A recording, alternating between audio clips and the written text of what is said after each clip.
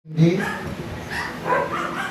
kayo'y nagliling sapagkat hindi ka naglilingkod sa Panginoon mong Diyos na may kagalakan at may kasayahan ng puso. Dahil sa kasagalaan ng lahat ng mga bagay. Salamat po sa ating pagbasa sa umagang ito. Yung ating pong batayan. Mga kapatid, bago tayo magpatuloy sa pakikinig ng mga salita ng ating Panginoon, nais ko kayong batiin na isa pong magandang umaga po sa inyong lahat, mga kapatid. Una po, salamat sa ating Panginoon na muli napakabiyaya sa umagang ito, sapagkat tayo po ay nagkadalawang palad sa umagang ito at ang Panginoon ang nagabay upang makarating tayo sa dakong ito. Mga kapatid, kumusta na rin kayo mga kapatid? Parang malungkot kayo ngayon. Mga kapatid, bago tayo magpatuloy makinig ng mga salita ng ating Panginoon,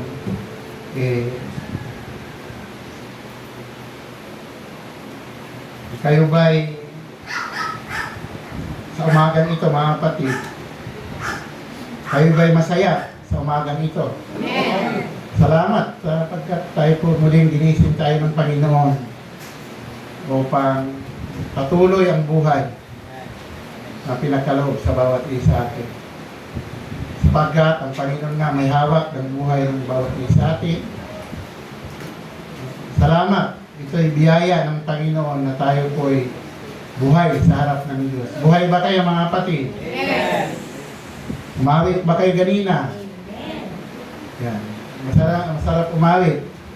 Kailangan magsanay tayong umawit sa atin. Bawat isa sa atin dahil pag tayo po'y nagtagumpay sa ating pananampalataya, wala tayong ibang gagawin doon. Kung hindi, umawit sa ating Panginoon. Kaya huwag tayong mahiyang umawit. Magsanay tayo.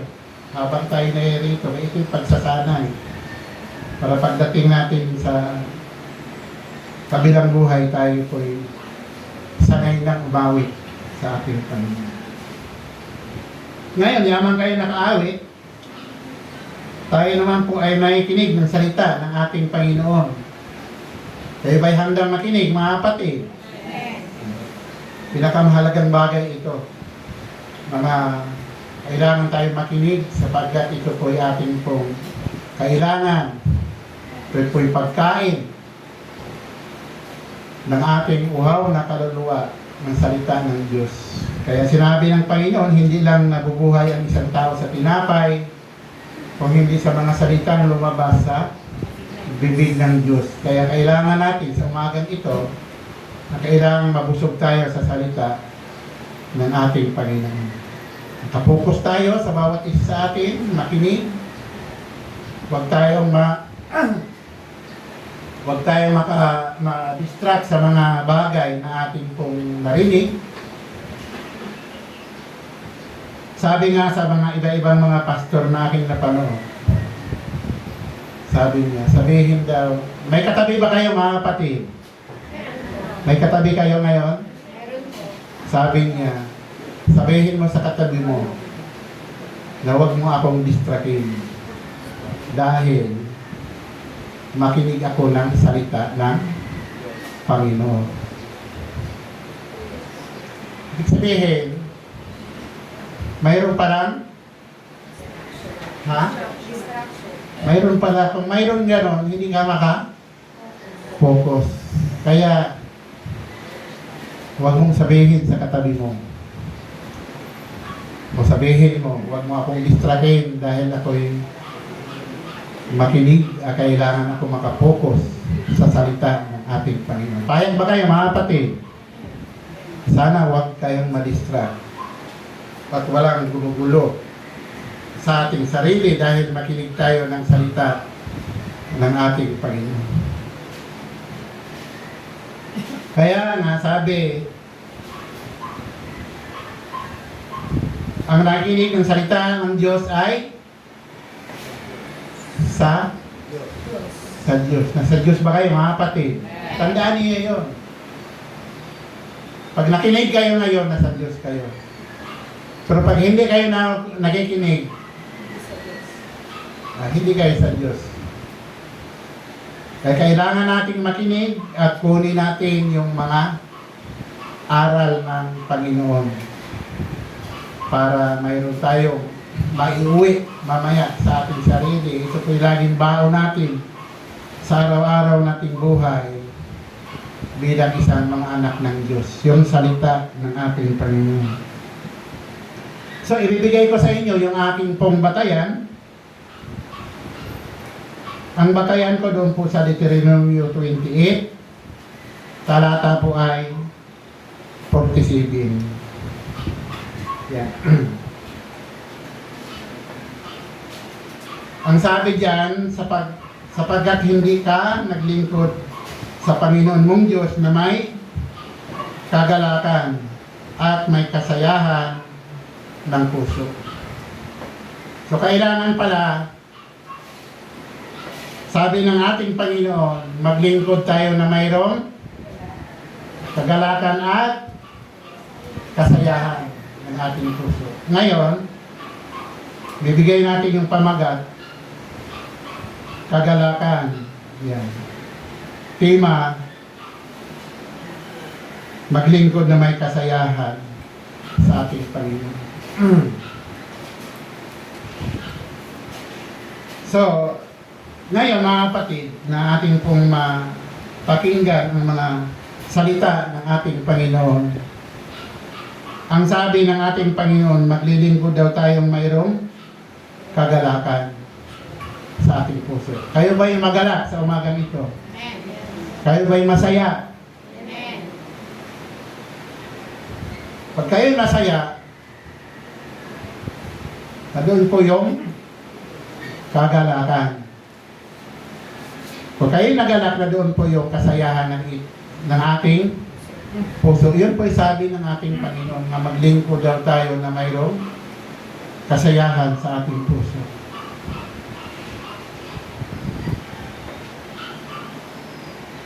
Pag sa aming kagalakan, mga kapatid, ito po hinahanap ng mga tao.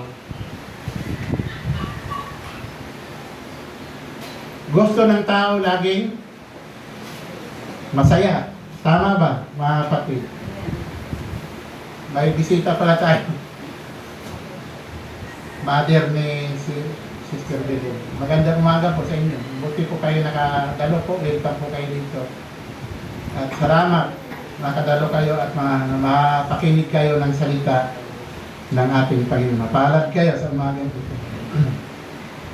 Sa ayon man sa ating mga nagsubaybay dyan sa social media, nakikinig, sana makapokus din kayong makinig ng salita ng Panginoon para mayroon tayong matutunan sa umagang ito ng mga salita ng ating Panginoon. Ngayon sa ating pagpatuloy, tanungin man maraming tao, gusto siya naging masaya sa buhay na ito. Tama? Ayaw niyang malungkot na buhay. Gusto masaya, magalak. Yan po yung hinahanap ng tao. Kahit man ngayon, tanungin ko kayo, gusto ba kayong magkaroon ng kalungkutan sa buhay ninyo? Di ba ayaw natin? Yung stress kung tawagin, lagi kang nag-isip ng mga bagay, mga bagay na mayroong tayong pinagdaanan sa ating buhay. Nakaka-stress ka, problema sa buhay. Ang stress minsan sa sobrang pag-iisip, yan po yung minsan nakakamatay yan. Hindi na kayo minsan, talagang nakakamatay yung stress. Pag ikaw stress, hindi ka magalak at hindi ka naging masaya sa buhay mo. Tama po mga kapatid. Kung tayo ay maglilingkod, sabi ng ating Panginoon, maglingkod tayo na mayroong kagalakan at kasayahan. Masarap.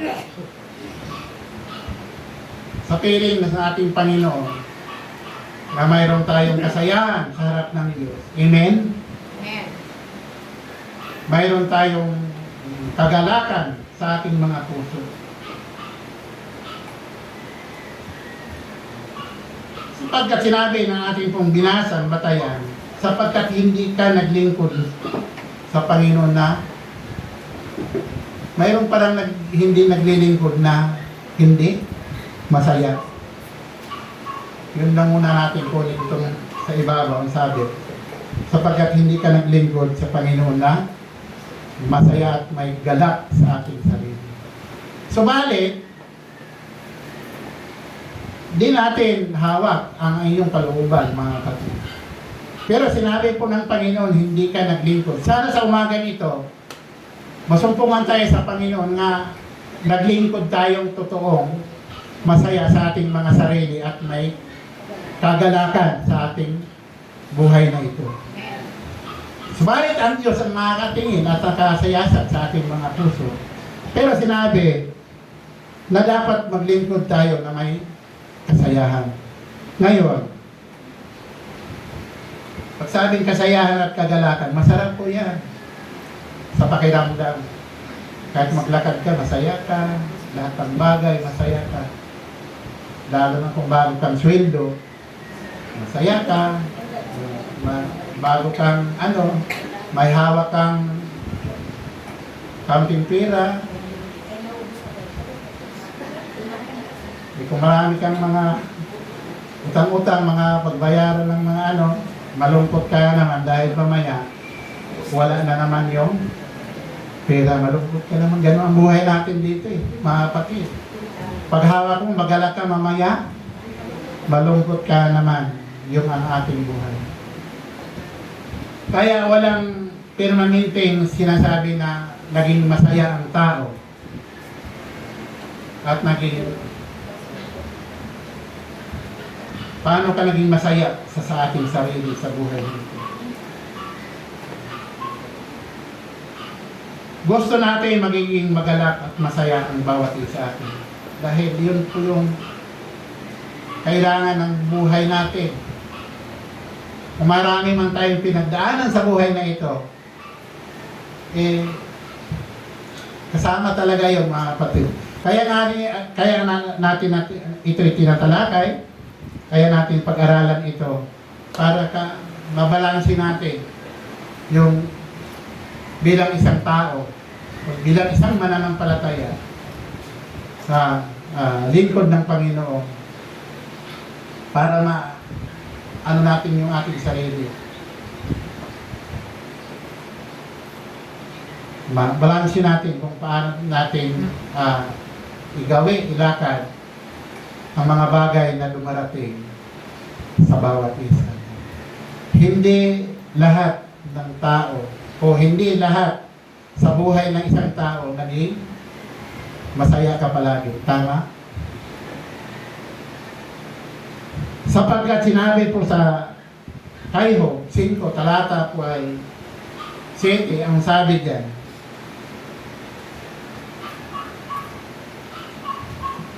kundi ang tao ay pinanganak sa kabagabagan, gaya ng alipato na umiilang lang sa itaas. Ganun daw yung buhay ng tao. Sabi, kundi ang tao ay ipinanganak sa ano ba yung kabagabagan? Laging kasama na yan sa buhay. Ipinanganak ka pa lang . Ano yan? Mga kabalisahan yan. Pagkabagabagan, malawak po yan. Marami tayong ilalagay dyan. Kababagan, katulungkutan, mga ibang mga bagay na mayroon ang isang tao.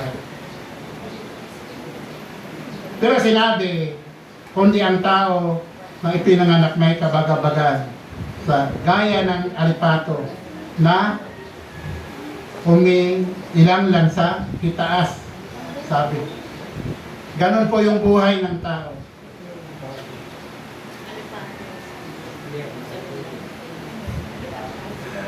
Alipato.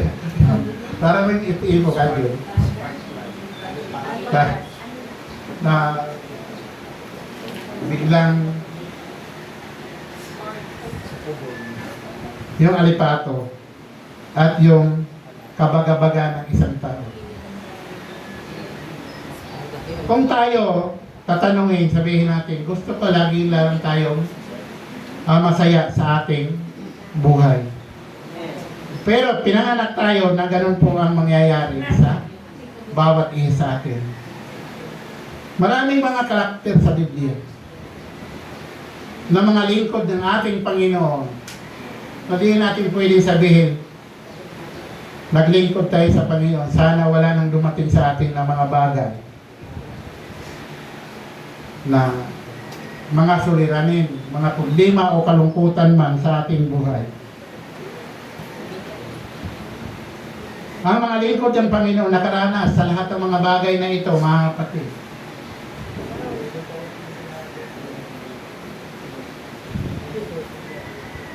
Doon po sa Job, ating buksan, ang karanasan ni Job sa kanyang buhay bilang isang tao. Sa Job 3, talata po yung 1 hanggang 3, anong sabi diyan? Pagkatapos nito, ibinuka ni Job ang kanyang bibig at sinpa ang kanyang kaarawan.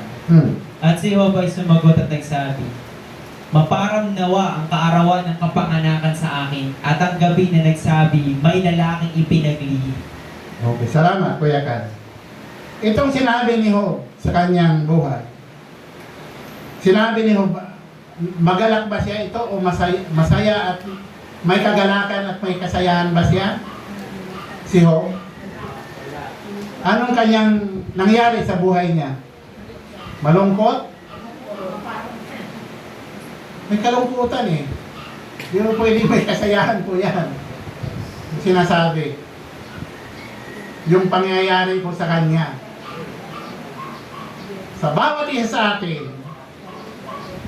ang Diyos ang may hawak ng mga bagay.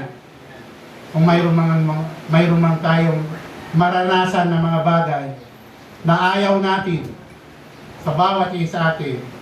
Subalit na diyan, sinasabi, ito'y karanasan ni Job. Sinabi niya, pagkatapos nito'y ibinuka ni Job ang kanyang bibig, sabi, at sinumpa ang kanyang kaarawan. Parang sinabi ni Job na,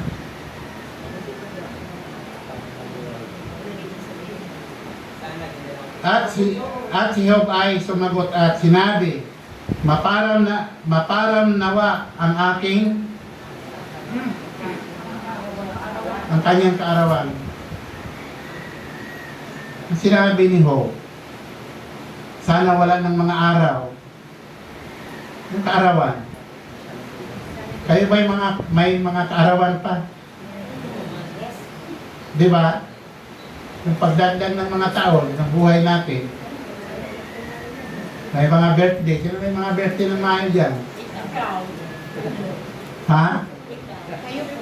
Hindi, malayo po yun sa akin. Ano sinasabi dyan? Sabi ni Job, sana mawala na yung kanyang mga mawala na kanyang kaarawan. Bakit nalabangit niya yun?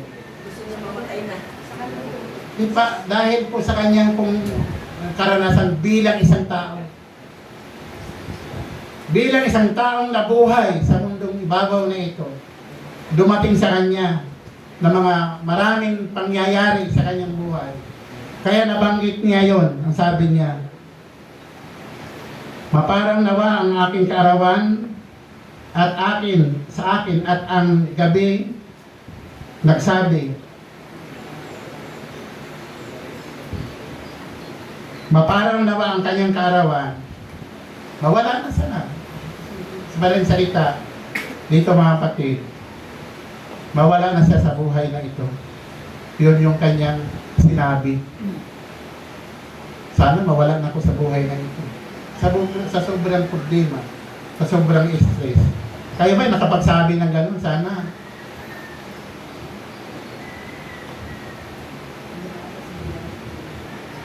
Hindi na lang dagdagan ng Panginoon ang aking kaarawan. Nasabi niya yun. O lagi kayo nagpasalamat. Salamat, ginising pa ko ng ating Panginoon. Di ba? Subalit ayaw natin. Ang Diyos pa rin nakakaalam sa bawat isa sa atin. Pero nangyayari sa kanila. may kalungkutan. Sobrang hirap yan pag ang taong nakaranas ng mga ganong mga bagay. Marahil tayo sa bawat isa atin, hindi natin masasabi dahil ang Diyos ang nakakaalam at may hawak sa ating pong buhay bilang isang tao. Nalungkot ka, masabi mo, sana pagpahingahin ka ng Panginoon dahil sa marami kang mga kabagabagan sa buhay na ito. Pero kung mayroong layunin ang Diyos sa iyo, kahit gustuhin mo, mabubuhay ka pa rin dahil mayroon ka pang misyon sa ating Panginoon. Marami ka pang gagawin mo pa yun. Pero kung gusto kang pagpapahingahin ng Diyos, di mapalad tayo. Pagpahingan. Kung ako ang tanongin ninyo, mas papalad. Pagpapahingahin ka ng Panginoon na wala kang sakit, wala kang karanasan sa anumang bagay. Pinagpahinga ka ng Panginoon dahil sabi ng Panginoon, pinagpahinga ka sa iyong gawa at natutulog ka lang sa harap ng ating Panginoon. So balik sa mga bagay na ating pong nabasa, nahangad natin na ayaw mangyari sa bawat isa atin. Ang mga bagay na nangyari, mangyayari yan, mga kapatid. Sa mga lingkod ng ating Panginoon, masabi natin, anak naman ako ng Diyos. Naglingkod naman ko sa Panginoon. Bakit? Minsan nangyari sa mga bagay sa isang tao. Sino ba yung masabi, alalahanin mo na lumakad ako sa iyo sa iyong harapan na matuwid. Yung ayusin mo yung iyong bahay sapagkat ikay mamamatay na. Oh, di ba? Ano ba, lingkod ba ng Panginoon 'yon, mga kapatid? Oh. Sabi niya pero maganda yung sinabi sa kanya ng Panginoon. Yung sinabi niya sa Panginoon. Sabi niya, alalahanin mo rin ako lumakad sa iyo. Dumating. Umiyak siya. Ano, malungkot ba 'yon? Ha? Sobrang kalungkutan yun. Umiyak siya Umiyak siya. Ayaw pa niya. Oh, di ba? Ayaw pa rin. Gusto kasi ng tao, mabuhay ka pa. Tayo buhay ba sa harap ng Panginoon? Oh, di ba? Narinig ng Diyos ang kanyang mga luha na umiyak siya. Sinabi niya, sige, dagdagan ko yung buhay na 15 years. Pagkatapos, saan din siya na kinahantungan niya? Ha? Doon din po yung tao. Dahil ang tao, tinatakda na kasi ng Panginoon. Namamatay na minsan, pagkatapos ito ay huhukuman niya yung tao. Ang mga bagay na lingkod ng Panginoon, doon po sa awit, sa karanasan ni David sa kanyang buhay. Kasi David, marami po siyang karanasan sa buhay niya bilang isang lingkod ng Panginoon. Doon sa awit 6:6, Kuya Kar, hanggang 7. Ako'y pagal ng aking pagdaing. Gabi-gabi ay aking pinalalangoy ang aking higaan. Aking dinidilig ang aking hiligan ng aking mga luha. Isipin mo, mga kapatid. Nakaranas pa kayong laging umiyak sa gabi? Ha? Umiyak ka sa gabi. Talagang, talagang mababasa talaga yung higaan mo. Sa iyong lingkod, naranasan ko yung mga kapatid. Hanggang ngayon.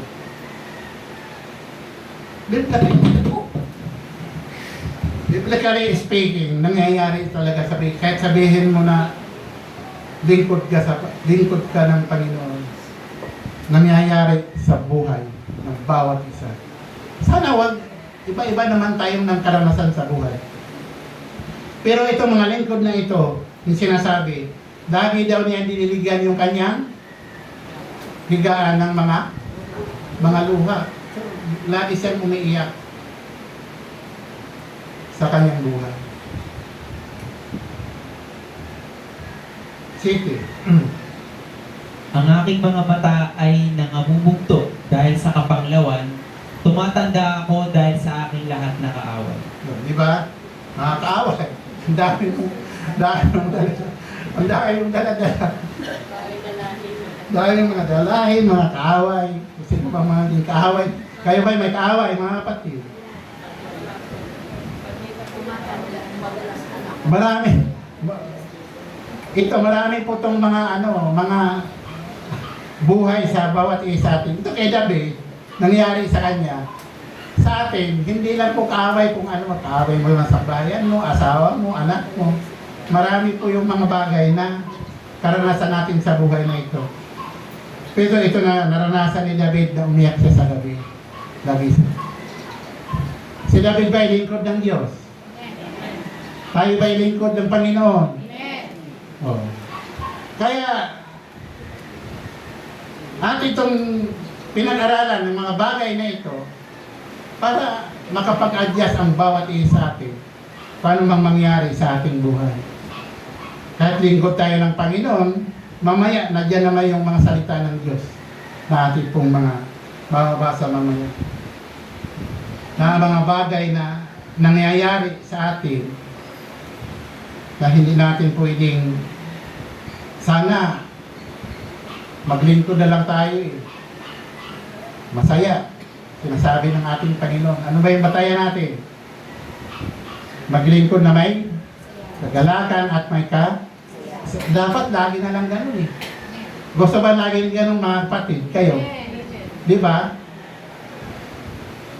Wala namang ayaw niyan eh. Lahat gusto natin na may kagalakan, may kasayahan ng puso na maglingkod sa ating Panginoon. Kaya masarap paglingkod sa Panginoon sapagkat ang Panginoon nariyan naman lagi sa bawat isa atin. Doon po sa Pilipos 2, yung sinasabi dito na mga ito masipag tos mananampalataya ito eh.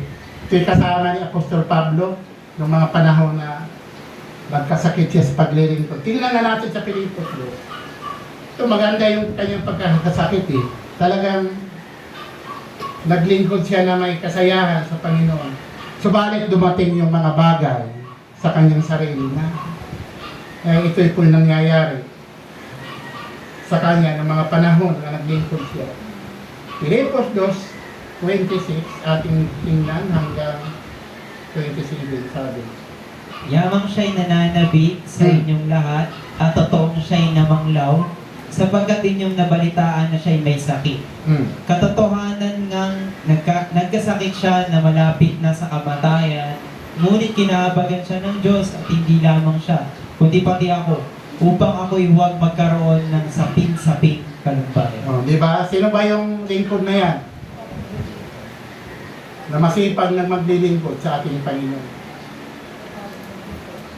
Hindi siya tumigil yan. Talagang malapit sa kamatayan. Tuloy natin ito.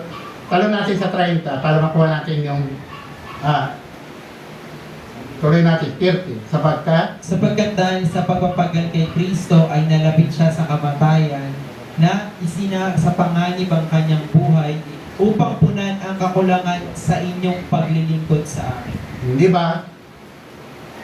Yan, lingkod ng Panginoon yan. Masipag yan. Kasama nila ni Apostol Pablo. Runner po yan. Utusan po yan ni Apostol Pablo. Masipag siya. Pero sabi ni Apostol Pablo, malalapit na siya sa kamatayan eh. Kaya pag nangyari yon, sabi ni Apostol Pablo, sapin-sapin yung kalumbayan na mangyayari sa kanya dahil katulungin niya yun eh. Na naglingkod siya sa ating Panginoon. So sa madaling salita, kahit lingkod tayo ng Panginoon, hindi tayo makakaiwas sa mga bagay na mga sakit na dumating sa bawat isa atin. May karamdaman tayo. Dumating sa atin ang mga karamdaman na hindi natin inasahan sa buhay natin. Kasi tanungin natin, tayo, ayaw natin eh. Pero bakit dumating? Ang Diyos po ang nakakaalam. Pero Sino na nagpapagaling yan? Ang Diyos din ang nagpapagaling, di ba? So nakikita natin yung istorya niya na lingkod ng Panginoon, ang Diyos din ang nagpapagaling. Na hindi natin sabihin na lingkod tayo ng Diyos, di tayo magkasakit, kasama po yan. Kasi ang paraan ng Panginoon, kung tayo'y kunin ng Diyos, iba-ibang kaparaanan sa ating buhay. Kung doon ka na lang, doon ka na lang. Kung ito'y palo sa'yo, anak ka ng Diyos. Kasi dumating ang mga bagay sa isang tao, kung ikaw'y pinarusahan ng Panginoon, dahil sa pagmamahal sa'yo ng Diyos. Dahil ang sabi, walang anak na hindi pinapalo na kanyang magulang. Tingnan natin ating mga sarili kung ito'y palo o pagkukulang sa ating Panginoon o pagsubok man. Ang Diyos pa rin ang nandiyan sa ating mga sarili. Mababasa natin po yan doon sa Hebreo 12. Talata po ay 5 hanggang 8. Ang sabi, Kuya Carl, At inyong nilimot ang inaral na ipinakikipagtalo sa inyong tulad sa mga anak. Anak ko, huwag mong waling bahala ang parusa ng Panginoon o manglupaypay man kung ikaw ay pinagwiwikaan niya.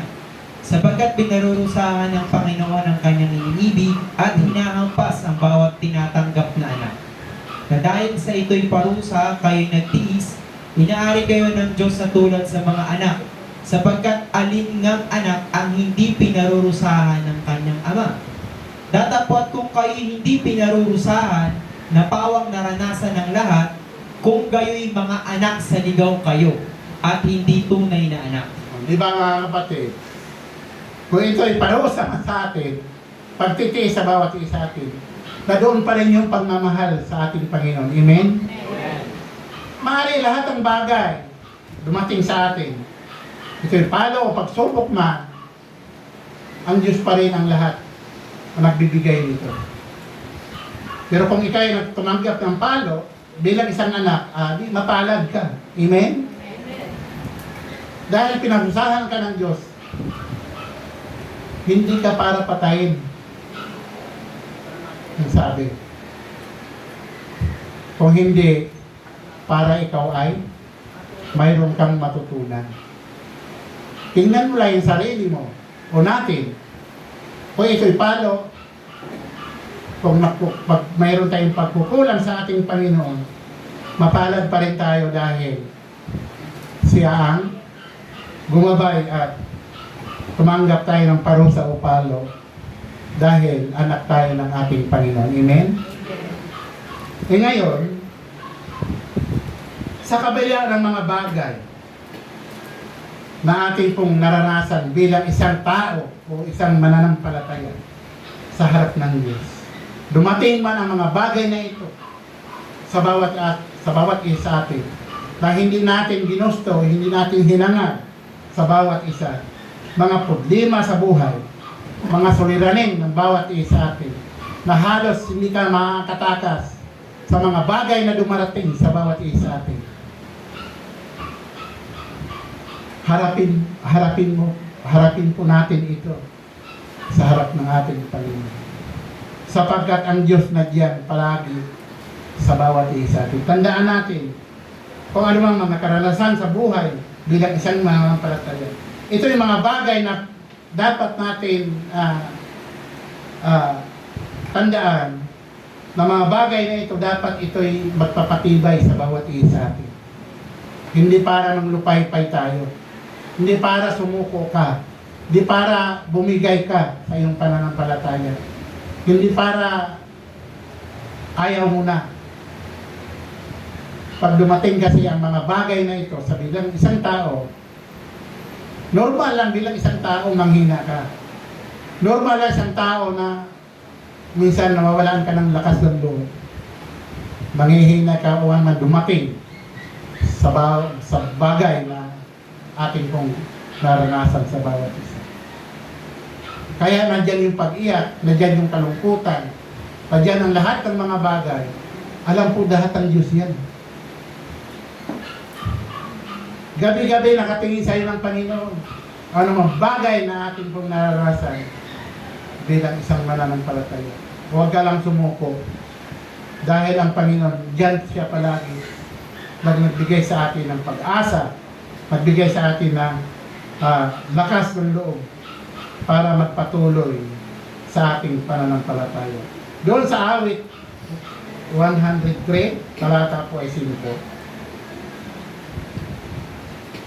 Na siyang bumubusog sa inyong bibig ng mabuting bagay, na dapat ang inyong kabataan ay nababago para aging. O di ba mga kapatid? Pero yan naman yung ating Panginoon ang sabi, na siya ay bubusog sa inyong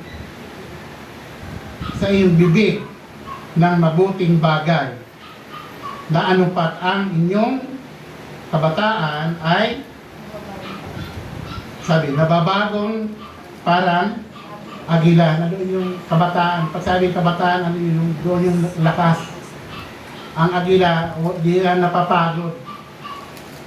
Dapat ang isang mananampalataya, kung anumang bagay na dumating sa atin, di ka dapat mapanghinaan ka ng kalooban. Kung hindi, patuloy ang lakas. Dahil ang Diyos na dyan naman na nakatingin sa bawat isa sa atin. Doon po sa Isaiah 40,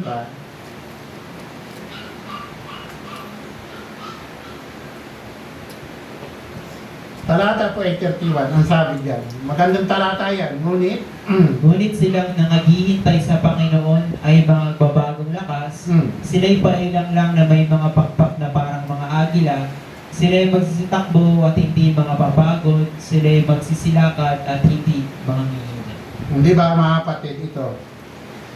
Sinabi po ng banal na kasulatan, yung naghihintay daw sa Panginoon, ang sabi, ngunit ang naghihintay sa Panginoon ay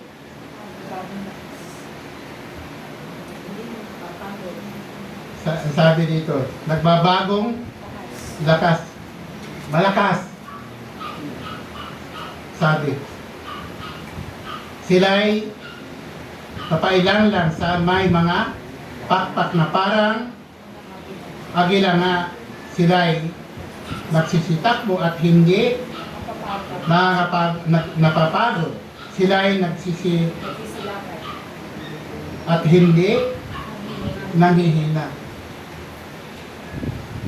Sabi po dito, dapat ganon ang isang mananampalataya. Kayo ba'y nakaranas na kayo nanghina, mga kapatid? Minsan naranasan ko yun sa isang tao bilang isang mananampalataya. Pag dumating yung mga bagay na halos di mo makaya,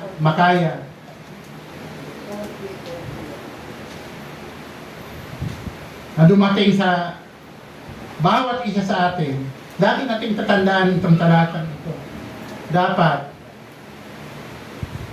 maging malakas ka dahil ang Diyos na diyan naman ng Panginoon. Siya nagbigay ng kalakasan. Sabihin mong hindi napapagod, nakakapagod. Minsan dumarating sa buhay na parang tila pagod na pagod ka. Pero pinapakita mo sa ating Panginoon na ikaw na papatuloy. Yun pinakamahalaga. Huwag kang titigil. Huwag kang manlupaypay. Magpatuloy ka. Dahil yung mga bagay na yan, hindi lang lagi yan sa'yo. Minsan dumadaan yan sa buhay. Lahat ng mga lingkod ng Diyos, hindi habang buhay sa iyo yung problemang nasa iyo. Bukas makalawa ay mawala na yan at babalik uli yung maging masaya ka, maging magalak ka sa harap ng Panginoon. Dahil ang mga bagay na ito kasama po sa buhay natin ito, mga kapatid. Pinakita lang ito, mga kapatid, na ang Diyos kumikilos sa bawat isa atin. Siya nagpagaling.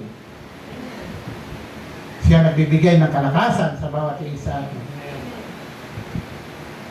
Para magpatuloy tayong maglilingkod sa ating Panginoon. Doon po sa Pilipos 4, 6 hanggang 7. Huwag kayong mga balisa sa anumang bagay, kundi sa lahat ng mga bagay sa pamamagitan ng panalangin at daig na may pagpapasalamat, ay pakilala ninyo ang inyong mga kahilingan sa Diyos. At ang kapayapaan ng Diyos, na di masayad ng pag-iisip, ay mag-iingat sa inyong mga puso ng inyong mga pag-iisip kay Kristo Jesus. Di ba mga kapatid? Ganyan naman siya eh. Tutulungan niya tayo. Ang sabi, huwag kayong naranasan ba ninyo kung paano kayo mabalisa? Ha? Pero sinabi ng Panginoon, huwag kayong babalisa.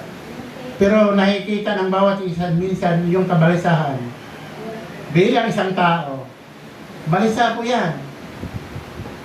Di mo pwedeng maiwasan lalo kung mayroon kang mga sa pira nga lang eh. Marami kang babayaran. Marami kang kailangan. Ay, trabaho kung trabaho, wala na akong pera. Hindi kasya. Lahat ng mga bagay, sabi ng Panginoon, huwag kayong mabalisa sa anumang bagay. Kundi sa lahat ng mga bagay, sa pamagitan ng, ano na gagawin?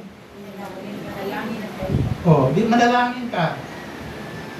Dumain ka sa Panginoon. Panginoon, kulang talaga eh. Alam ng Panginoon yung ating pangangailangan sa bawat isa atin. Walang anak ng Diyos na namatay sa gutom. Amen? Kung sa pagkain lang din ang pag-usapan natin. Hindi ginugutom ng Diyos ang kanyang mga anak. Lagi nating tatandaan yan. Ang sabi ng Panginoon, hindi kita pababayaan. Hindi kita pagkukulangin. Ang tao, ang dami kasing hinahangat eh. Bakit ka kasi nagkaganon ng buhay mo? Kukuha ka ng cellphone ng hulugan. Kukuha ka ng mga ganito. Kung makakita ka ng 5-6 Bombay, gusto mo utangan. Lahat gusto. Lahat ginusto mo. O sino ngayon nahirapan? Ha? Ikaw, pinahirapan mo yung sarili mo eh. Bakit? Marami ganun ang tao. Pero ang Diyos, kung ating pong pag-uusapan, ang Panginoon, hindi po tayo pagkukulangin. Nandiyan yung biyaya niya palagi. Hindi ka niya gugutumin. Dahil sinabi na ng Panginoon, hindi kita pababayaan at hindi kita pagkukulangin. Marami ka lang kailangan sa buhay. Kaya ganun ang nangyayari sa bawat isa atin. Ang sabi, daing, manalangin ka, sabi, na may pagpapasalamat. Nagpapasalamat ba kayo sa gabi? Papasalamat kayo, kahit wala na kayo, pero salamat Panginoon, naubos yung pera ko. Gano'n. Totoo naman yun eh. Sabi, magpapasalamat daw kayo eh. Salamat Panginoon, naubos yung pera ko. Sana bigyan mo rin ako ulit. Sabi, na pinakilala ninyo ang inyong mga kahilingan sa Diyos. Humiling ka sa Panginoon. At ang kapayapaan ng Diyos at hindi masayod ng pag-iisip. Ang Diyos lang talaga nakakaalam. Siya ang bahala sa atin. Ay nag-iingat ng inyong mga puso at ang inyong pag-iisip kay Kristo Jesus. Doon lang tayo. Yan lang po yung sandigan natin mga kapatid. Salamat nga tayo, nakakilala tayo sa ating Panginoon. Amen? Kaya kung hindi ka nakilala sa Diyos, iwan ko. Anong mayroon ang iyong buhay? Kung hindi ka maglingkod sa Diyos, bakit yung mga sanglibutayan, hindi nagkaroon ng problema yan? Hindi nagkaroon sila ng sakit? Wala bang problema yan? Lahat ng tao nandiyan yan. Yung binasa natin nung una pinanganak pa lang. Mayroon na silang tayong kabaga.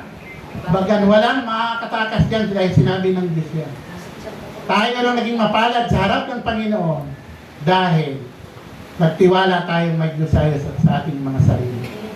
Na laging tumutulong sa bawat isa atin. Hindi tayo pabayaan ng Panginoon. Sinabi niya yun.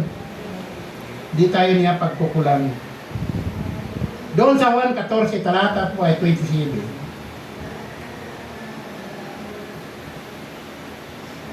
Ang kapayapaan ay iniiwan ko sa inyo. Ang aking kapayapaan ay binibigay ko sa inyo. Hindi gaya ng binibigay ng sanglibutan. Ang binibigay ko sa inyo. Huwag maglumihanan ng inyong puso.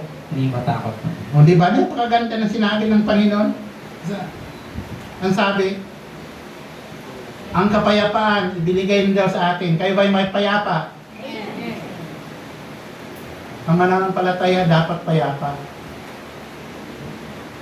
Ano pa yung payapang-payapa ka? Kahit marami ka ng pera tapos payapang-payapa. Kayang gawin kaya ng mananampalataya yun? Kahit pa wala kang pera, tingin sa'yo may pera. Gano'n ba yung kapayapaan? Itong babae, itong tao ito Lagi lang siya nakangiti. Lagi lang siyang masaya. Pero marami pa lang, problema pa lang. Hindi ko nakita na nakaburangot siya. Lagi siyang masaya. Pero marami na pala siyang problema. Payang-payapa lang yung kanyang sarili. Bakit? Dahil na doon yung Diyos sa kanyang puso. Dapat ganun ang isang mananampalataya. Hindi kayo nakaburangot ka yan, hindi ka nakausap. Tanungin ka, hindi ka sumasagot. Mahinahon kang salita, sigawan ka ng malakas. Mananampalataya ka. Huwag kang anuhin muna ngayon. Diba? Kaya pa kaya isang tao? Sa kilos pa lang Sa kilos, yung palang pagkilos, kitang-kita na ang tao, bilang isang tao, di ka na napayapa sa ating buhay. Pero mayroong tao talagang masayahin talaga siya. Hindi mo makitaan anong bagay, pero halos na malulunod pala siya sa kanyang problema. Ganon dapat ang isang mananampalataya. Dahil sabi niya, ilagak mo ang lahat ng mga bagay, ibigay mo sa Diyos. Lahat ng bagay, ibigay mo sa Kanya. Kung ano mang mangyari sa'yo, isuko mo na. Panginoon, ito na. Ka nang bahala sa akin. Kung ako may bigyan mo ng marami pang tao, di salamat, Panginoon. Kung ako ay pagpapahingan mo, salamat sa lahat ng bagay. Dahil wala naman akong magagawa. Dahil ako, isang putik lang ako sa iyong harapan. Wala akong magagawa.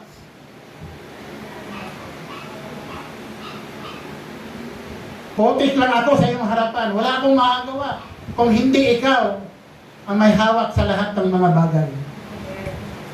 Anong magagawa mo? Putik lang tayo, tandaan natin. At binigyan niya ng hininga ng buhay. Para tayo mabuhay sa harap ng Diyos. Huwag tayo magbabalisa ng anumang bagay sa buhay natin. Gawin mong masaya yung buhay mo dahil yan ang gusto ng Diyos. Maglingkod ka na may kasayahan at mayroong kagalakan ng puso.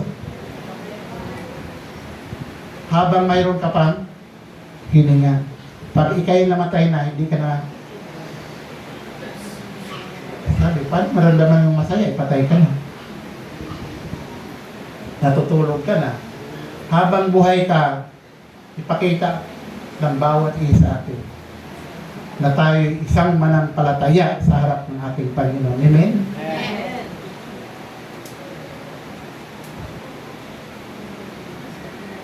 Doon sa unang Pedro, tingnan natin, 5. Talata po ay city, ang sabi. Na inyong ilagak sa kanya ang lahat ng inyong kabalisahan sapagkat kayo pinagmamalasakit niyo. Di ba? Ang sabi. Napakaganda. Ang sinasabi, mayroon naman siyang itinuturo eh. Ano na dapat gawin natin? Ha? Ano ba yung ilalaga? Sige. Ha? O, ibigay mo. Pag ibigay mo, mayroon na, wala na sa'yo yan. Isusuko mo, bahala na Panginoon dyan. Ang sabi, na inyong ilaga sa Kanya ang lahat ng inyong kabalisahan sapagkat kayo'y ipagmamalasakit niya. Nandiyan talaga siya sa atin. Pagmamalakit. Bahala siya sa atin. Kung may sakit ka, pagagalingin ka ng Panginoon.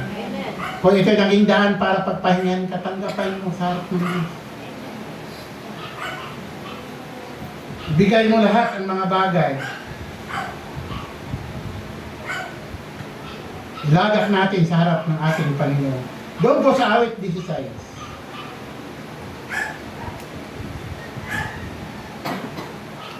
Talata po ay 8. Ito ang sabi. Aking inilagay na lagi ang Panginoon sa harap ko, sapagkat kung siya ay nasa aking kanan, hindi ako makikilos. Oh, saan mo daw ilalagay, sabi? Sa harap.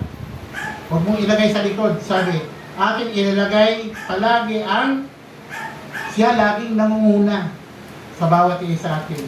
Diyos, kada po bahala sa atin. Lagi mo siyang iuna sa ating buhay. Lagi mo siyang unahin sa lahat ng bagay. Pagising mo lang sa umaga, unahin mo yung Panginoon. Sabi niya, lagi siyang ilagay, lagi ang Panginoon ilagay mo sa harap ko, sapagkat kung siya ay nasa akin kanan, hindi ako, doon siya ilalagay para magkaroon ka ng panatag sa ating sarili. Hindi mo na malayan, hawak-hawak ka pala ng Panginoon. Lagi kami ang kinakandong sa lahat ng problemang dinadaan mo. Kandong-kandong tayo ng Diyos dahil hindi kanya pababayaan. Huwag lang tayong magpabaya sa ating sarili. Huwag tayong maging daan ito na mayroong mga dumating sa atin para mahiwala kayo sa Panginoon. Napakasakit para sa iyo pag nangyari yan sa isang tao. Pinakita, nandiyan naman lahat. Kung paano tayo kalingain ng ating Panginoon. Siya nagbibigay ng lakas sa atin, sa ating sarili. Wala ho tayong magagawa. Lalo na pag ikaw'y humiwalay sa ating Panginoon. Amen? Magpatuloy tayo sa harap ng Diyos. Sa ating karanasan sa buhay, marami man tayong pinagdaanan sa buhay. Kahit mga lingkod ng Diyos, nagkaroon sila ng kabalisahan, mga masakit ng kanilang naranasan. Ito karanasan nila ng Apostol Pablo, tingnan natin. Doon sa unang kalawang Korinto, 7:5, sabi. Sapagkat nagsidating man kami sa Macedonia, ang aming laman ay hindi nagkaroon ng patiwasayan. Oh. Kundi sa lahat kami ay pinipighati. Sa labas ay may mga pagbabaka, sa loob ay may mga katakutan. Di ba? Ito'y karanasan nila eh. Sa palagay ninyo mga kapatid, itong karanasan nila, naging masaya kayo sila dito? Nagkaroon sila ng problema, di ba? Kapaghatian. Pero nagpatuloy sila, sabi, sapagkat pag sidating daw sila doon, kami sa Macedonia, ang aming lamang ay hindi nagkaroon ng, ano ba yung katiwasayan?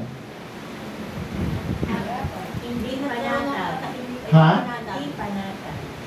Ibig sabihin, mayroong mga balisa, mayroong Walang panatagan. isipin mo yung lingkod ka ng Diyos. Pero pagdating nila doon, ganun nangyayari. Dumating sa kanilang buhay na hindi sila naging ang katawasayan, hindi sa lahat kami ay pinipighati. Sa labas ay ang pagbabaka, sa loob ng ay mga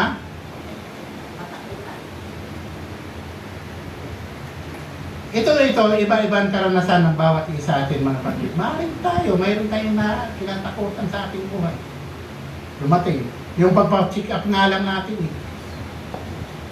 Yung resulta eh, ano ba yun? Natatakot ba kayo? O mag-general check up kayo ngayon dahil mayroon kang, kailangan mo yan ngayon. Kailangan mo ng mag-general check up ka para malaman yung o mayroon para makita yung iyong kalagayan. Ano kaya? May panatag kaya ang isang tao? Kaya isipin mo yung baka ang resulta dun eh magkaroon lang sa'yo ng kalumbayan. Tama? Kalumbayan sa gagastusin nila. Dahil pag dumating ito, kailangan.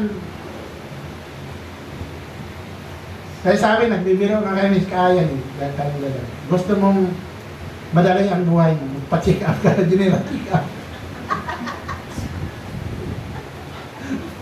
Bakit?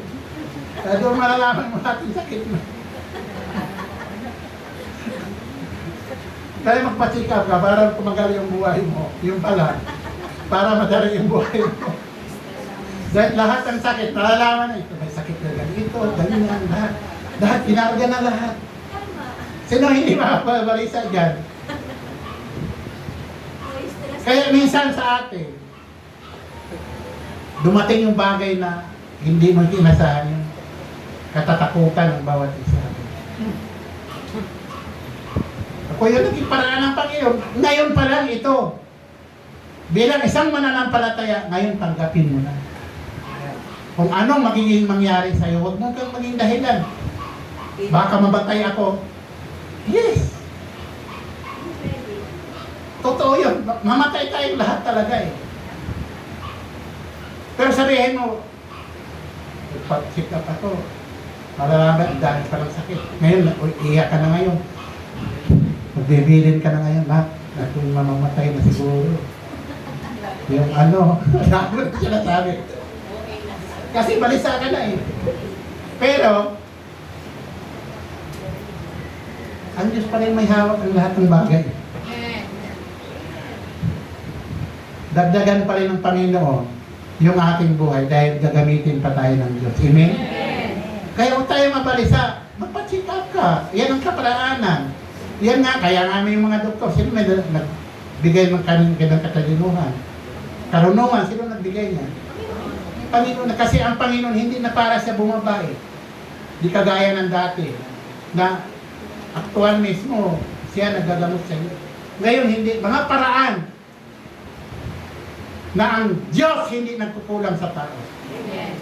Pumunta ka lang doon. Debre, check up. Paraan ng Diyos yan eh. Para malagdagan yung buhay mo. Kung ayaw mo, nasa iyo na yun. Pero ang Diyos hindi nagkukulang sa bawat isa atin. Amen? Amen. Kung dumating ang mga bagay na yan, tandaan mo, ang Diyos na dyan parami sa bawat isa atin. Tanong natin Kuya Carl sa ano.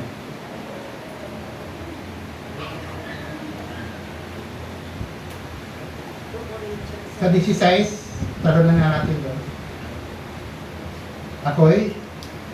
Ako'y nagagala na sa lahat ng mga bagay ay mayroon akong lubos na pagtitiwala sa inyo. O, di ba?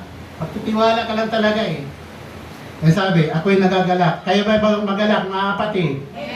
Magagalak tayo dahil may Diyos tayo sa atin. Siya ang tutulong sa bawat isa atin. Maging masaya ang bawat isa atin. Doon sa Kawikaan 17, talata po ay 22. Sabi, Ang masayang puso ay mabuting kagalimutan, ngunit ang bagbag na diwa ay tumutuyo ng mga puso. di ba? Gusto mo palang gumaling, ang sabi, yan o, Ang masayang puso ay gamot yan. Oh. Di, walang stress. Oh. Kailangan na maging masaya tayo sa harap ng Panginoon. Yun ang kagamutan. Sabi niya. Pero yung sa baba, tingnan mo. Ang bagbag daw, ay, natutuyo ka talaga dyan. Tuyo yung buto mo. Pati wallet mo, tuyo. Yan po eh. Pero sinasabi niya, ang masayang puso, ang mabuting kagamutan, sabi po ng ating Panginoon. Doon po sa Hebreo, 12:28 ang sabi niya.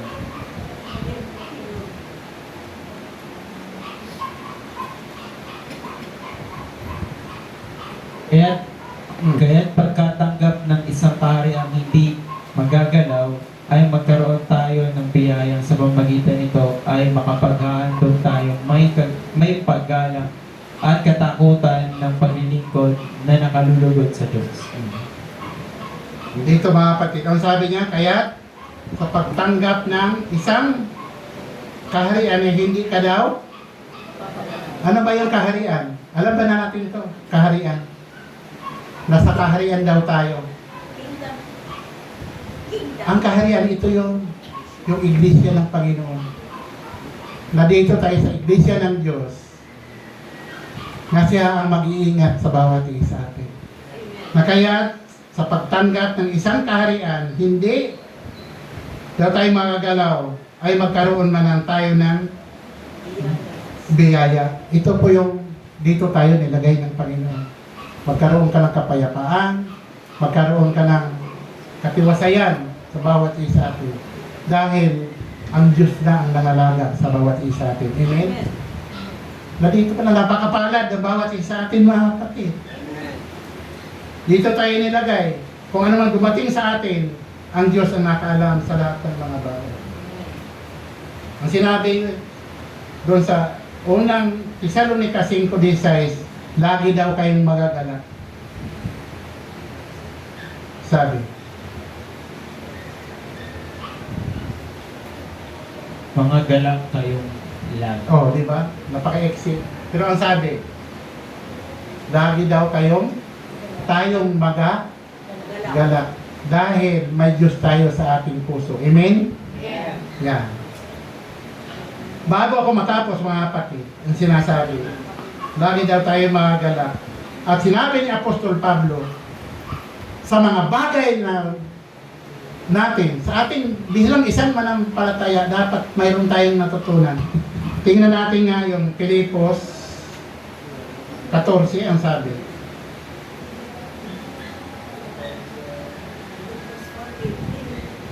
Nine. Yan.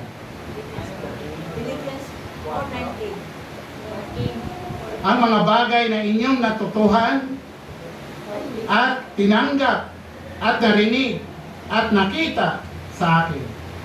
Ang mga bagay na ito, sabi, ang gawin ninyo at ang Diyos ng kapayapaan ay sa inyo. Dapat ito matutunan natin sa bawat isa. Narinig natin yung aral ng Panginoon. Mayroon dapat tayong matutunan, ang sabi. Ang mga bagay na inyong, may natutunan ba tayo mga kapatid? Amen. Yun daw dapat natin gawin. Kung maano mga bagay na natutunan natin at tinanggap at narinig at nakita ng bawat isa sa atin. Ito mga bagay. Gaya nga natin itong inaral. Sana sa umagang ito, mayroon tayong natutunan sa bawat isa. Ito ay nagiging daan na dapat naging malakas ang ating pananampalataya sa harap ng ating Panginoon. Magpatuloy tayo, huwag tayong manglupay-pay kung ano mang bagay na naranasan sa bawat isa atin. Sapagkat ang Diyos, siya laging nagbibigay ng lakas sa bawat isa. Bago magtapos, kayo ba'y naging masaya mga kapatid? Sa umagang ito, sana huwag masayang itong mga salita ng ating Panginoon. Kung hindi bagos, naging malakas tayo sa harap ng ating Panginoon. Sapagkat doon sa huling aking talatang ipaglilingkod sa inyo, mga kapatid, sa awit 28 talata po ay 7. Ano sabi dyan? Ang Panginoon ay aking kalakasan at aking kalasag. Ang aking puso ay tumiwala sa Kanya at ako'y nasasaklolohan. Kaya't ang aking puso ay nagagalak na mainam at aking pupurihin siya ng aking awit. Di ba, mga kapatid? Siya ang nag-ano. Ang lahat ng mga bagay, ang Panginoon ay aking, sabi. Sino nagpapalakas sa atin? Ang Panginoon ay aking kalakasan at aking kalasag. Ang aking puso ay tumiwala ka lang. Sabi, tumiwala. Aking puso tumiwala sa Kanya. At ako'y, ang sabi, tutulungan ka daw niya sa klulo. Dadyan sa'yo, hindi kanya talaga pababayaan. Sa kluluhan kanya, ang aking puso ay, ang sabi, aning paksa natin kanina, batayan natin, kasayahan at kagalakan. Ito, sabi, magalak tayo na mainam, sabi, at aking pupurihin siya ng aking awit. Lagi tayong magpuri sa ating Panginoon at masaya sa harap ng ating Panginoon. Sana po sa umagang ito, mabilis tayo sa salita ng Diyos at ito'y dagdag na pagpapatibay sa bawat isa atin. Maraming pong salamat sa ating Panginoon at magandang umaga po sa inyong lahat, mga kapatid. Tayo po'y manalangin.